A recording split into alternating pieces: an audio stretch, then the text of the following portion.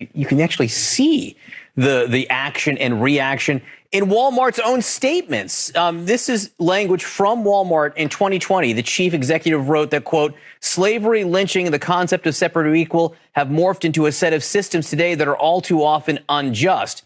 Compare that to the company's statement today, quote, we are willing to change alongside our associates and customers who represent all of America.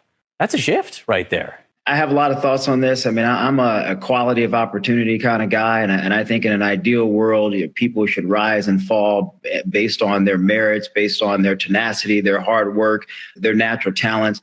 I just don't know, as someone who owns a business, if I'm looking at hiring people, and we have quite a few people we've hired and we're hiring even more as we're growing, I'm not looking necessarily at a person's race. I want to look at who's the best person. And obviously, we're going to look at Black people, women, Hispanics, white, whatever the case may be, because skills are most important to us. And I think in the business world, you want people who can do a great job so that you can maintain your capital market position for your investors and also serve your consumers. So I don't know what the end result of this ultimately is, but I think if you're giving everybody an equal opportunity for a position, for a role to do the job, and you're selecting people based on that solely, then I think that's pretty fair. So in your statement to Walmart, you issued a statement to them where you didn't mince words. You said that this has potentially disastrous effects. It's hasty and ill-advised. It's a hasty and ill-advised capitulation to anti-racial justice extremists. And you say it could point to a regression to a past marked by discrimination, racial profiling, and insensitivity.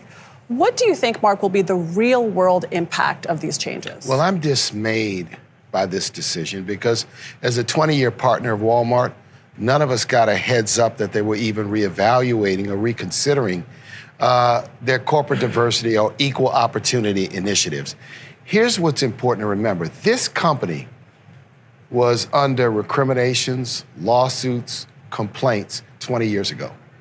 The CEO at that time, Tony and Adriana, Lee Scott, led a remarkable transformation of this company over the last 20 years.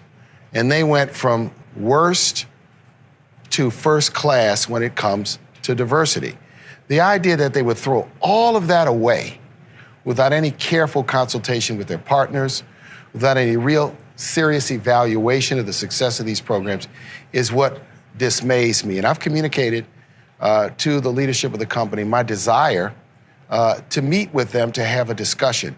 I think what they did is succumb to a smear campaign, to threats, to bullying, and to blackmail by a handful of extremists. We need American business leaders to stand up for American values. And one value of this nation is equal opportunity. That's all diversity, equity, and inclusion is about. It's about creating a level playing field for all.